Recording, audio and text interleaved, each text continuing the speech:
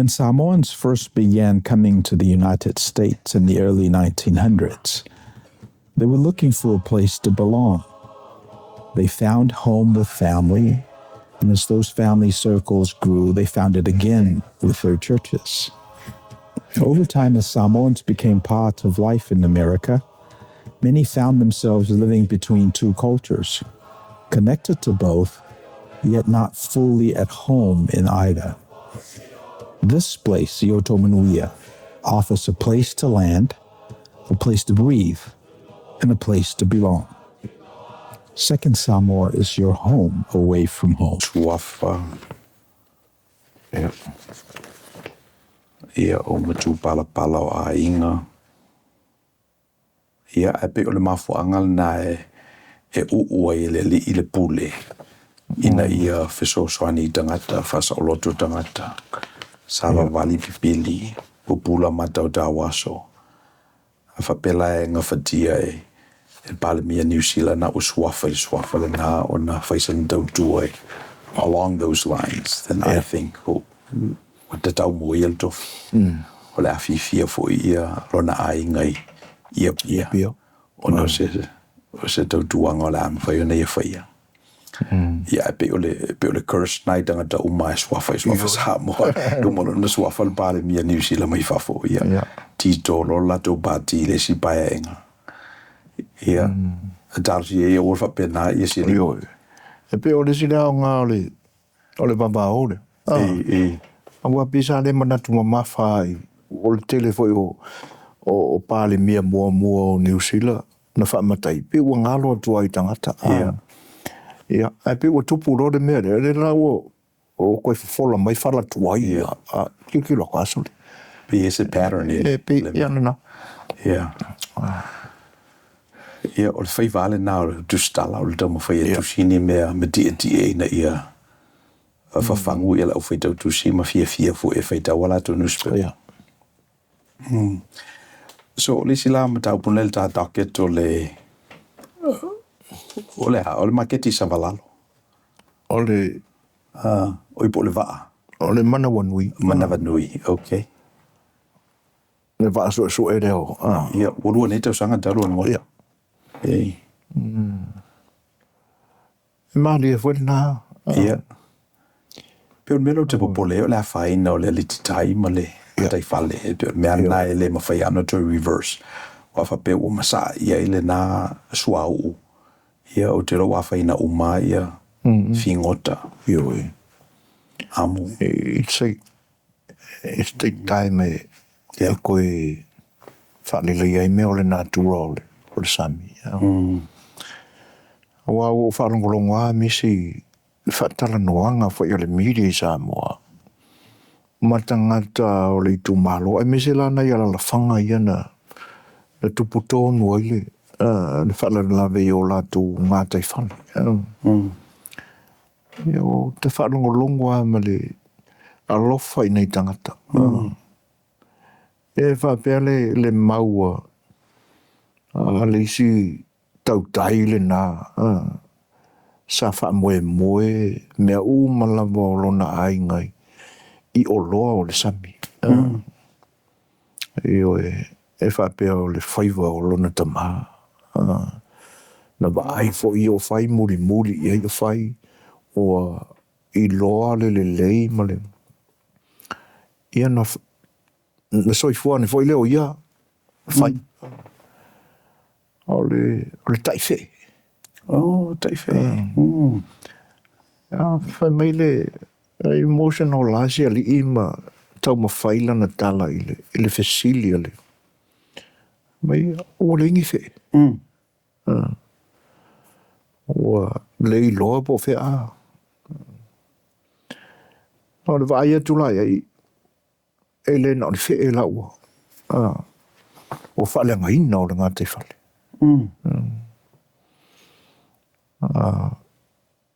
O te langonae o leo neoni.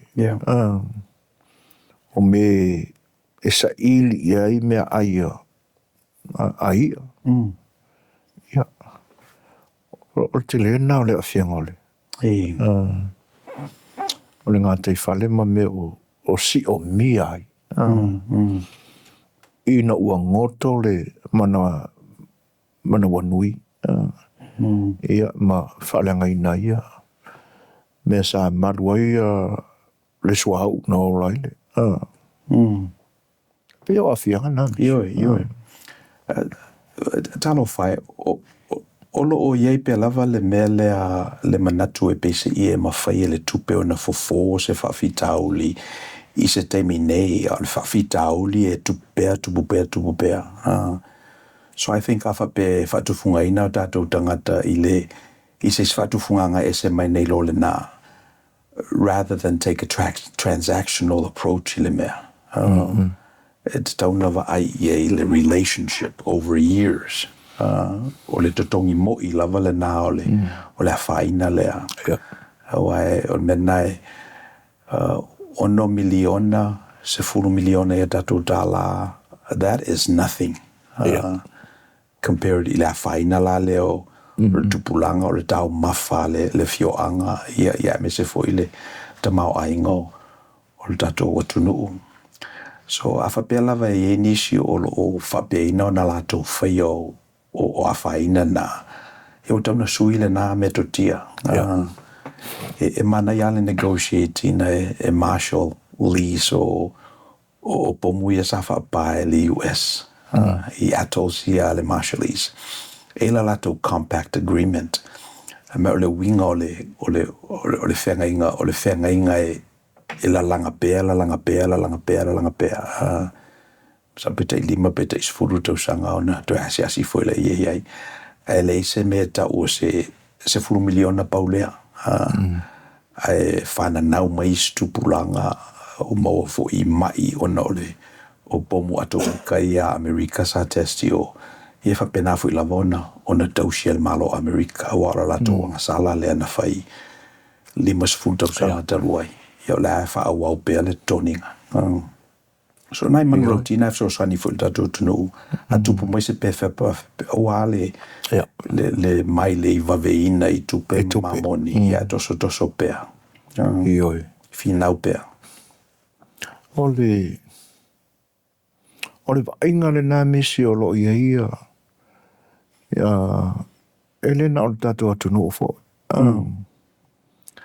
E pe e tupuloni me whapea o le mea mua e tau ien manatu. A mesa kope. Tupe. Whale le iere mele. Ia aele o iei la se manatu po o le tupe a mai e whailea. A wai pa wale wa ai atu ei ngā ole mea e aingai. Tupe a mone mea ai. Ia a ole tātou te tilo. Po e whao ngā te tau le tupe lea. E koe whai e se whaale lenga o se me masani na ola mai ele whee inga ia ruakula se koe inga lea o la ua. Ia pe ruakua ua le a koa ave o le whee le. Po o se tūna whapena. Ia. Ai pe o le tūranga le, o le tupea. E maadi e voi la misi le whaalongolongo atu ili. Wai pe ua ave voi la le malanga le al pale mea o New Zealand. Le ua mai o voi tala noa i le whatinonga o le whaaloaloa a Samoa. Ai toinane o le whioanga o Apia na lātou whatautai le whaaloalo lea. E Alan Sofa matai. Ia. Ai na maua foi la le manoa e whataltala noa e media a tunu e lua. La utu stala ma New Zealand a waku de malanga ia whapena foi ia. Ia ona whesilingia lo le le tupe la. Pe e a mai le tangata malanga tu New Zealand le whesili le anga le tai o le malo Samoa. La se o le malie la ila whalongolongo. Awa nana tā ua le tupe. Sa le mai loa po le se fuafuanga le malo o whatatia le 10 miliona tā la Samoa le ua maua mai le. Le 1 miliona New Zealand le na. Ia awa na maua le whamitalanga. o le se 10 miliona e fesoasoani mo tangata na o lo mafatia o le tumalo. E na ui atu na i le malo.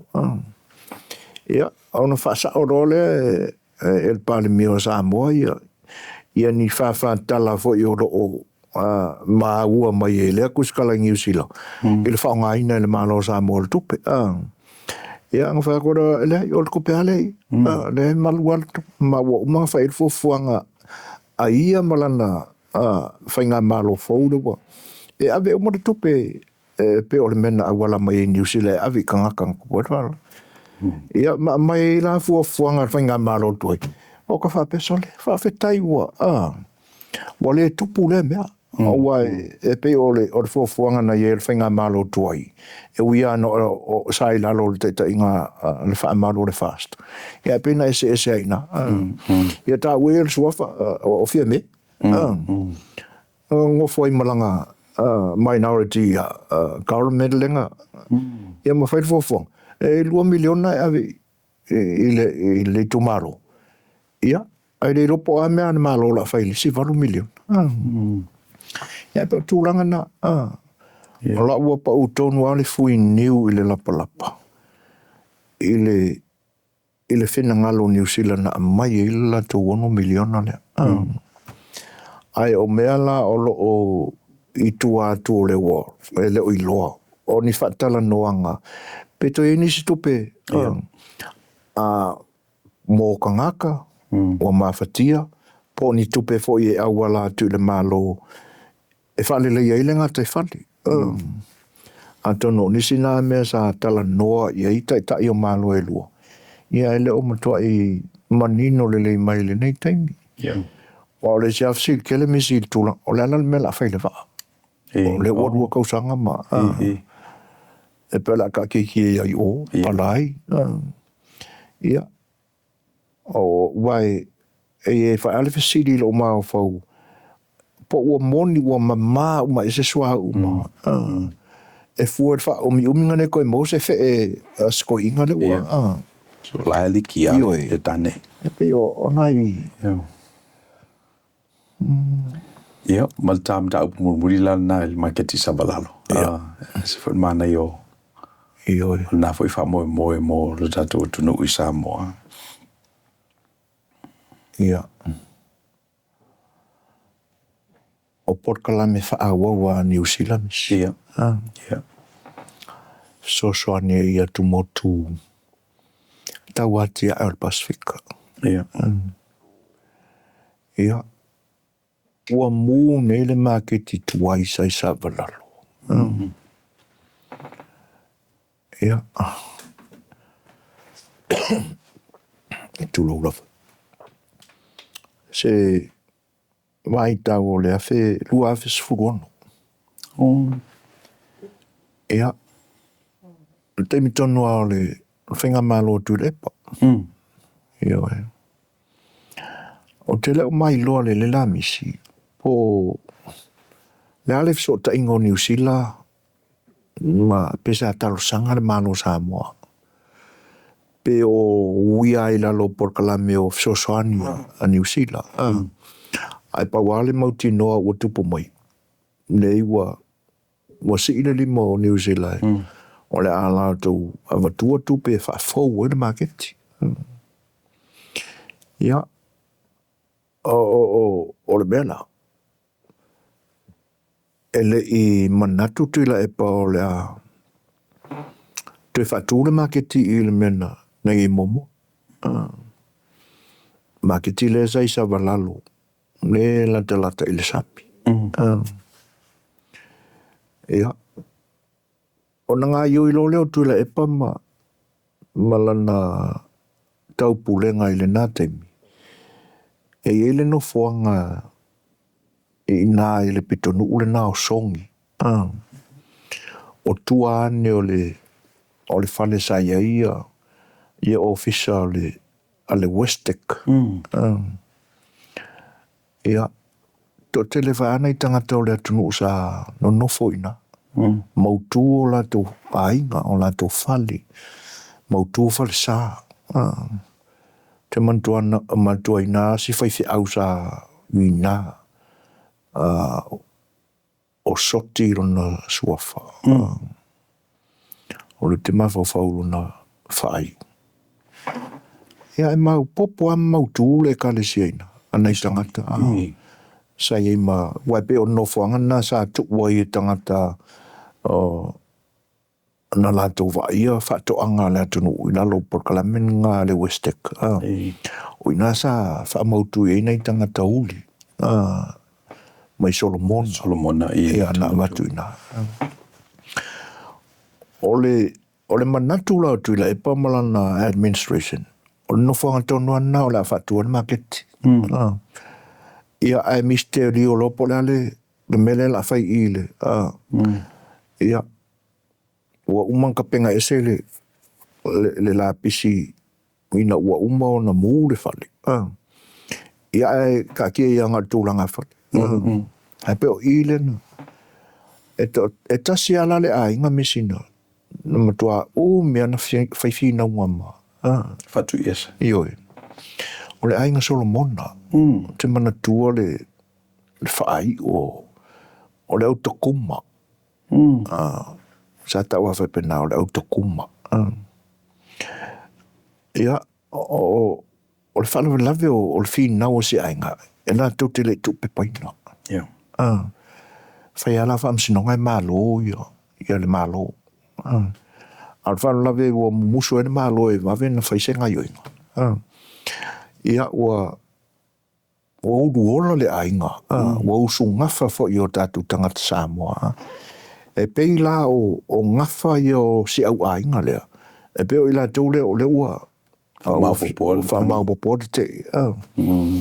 A watu ala masini o le a o 544 langa ia. Ua la inga mai o le ioi tangata. Io ne malolo fo le mtau whina te. E pei o ina ele. Ia o tau atu nei la le whainga malo ale fast. E o pe aile ai. O le ave ia le makeke nga ngā i kuai. Ele me i tonga tongo. Ia le lau te whai ei. Mele sai ei. Ioi. E pe e na mate lusful 5 miliona le tau a te o fo lusful miliona. Ioi. O le pasene fo e ta o le market ia a New Zealand e fo le pasene Samoana. Tongi e tono. I think it's 70-30. Fitus fulu New Zealand e tolus fulu Samoa. Pe o le no mela na o te mandoinga. E le te lelas e talafu o te toe. I lato o lo mate i le economic viability o le marketi. Fe mai a le ia le treaty no vendors. Tongi lato wa feta la i le afe balu se lau i le sese bani ke le masina. Ia la ferolo tu na e a ora val te me te watai me na mo vendors. Ia ona te fo i rola i le awala fata o la to oloa. Ia tatu talo i Manuia i na fa moe. O ai e tawa ona tau afa bele o tele se i talafu i pa wale me o le fa pepa o le maintenance. Ia ona tu farola i o le no mela na e saule vendor matutongi lana common area maintenance fee in a sustainable market. Ala whaingo whila mo turisi i o sa o ele me tasi nei lo le tongi a tuilungo le wala i ala tu whatau. So a whai e te le si itia si itanga le al kon karate na whaira ngā luanga. Pe o le uwha i wane ele ngā luenga o te le la tu si la tu tau wha au popo. Wale lai te sau noa i le lusfu 5 miliona. Na amatai. Ia. A le wha pe o le tupele na o la tu na manu malo i le pit. Tau o fonga. E pe la o le fesili le pena le leo na ona ilo e tangata sa ilo ina ia e taro sanga kong kalakinga karo sanga e ngā luele ua pe o isi nā mai leia a tangata ia whai ngā rua kong kalaki Ave muri a koe whapopongi seme. Yeah. Ai o le fesiri la. Thank you for spending time with us. If you found this content helpful, please like the video, share it with others, and subscribe to the channel so we can continue bringing these insights directly to you. Yo, Manuia.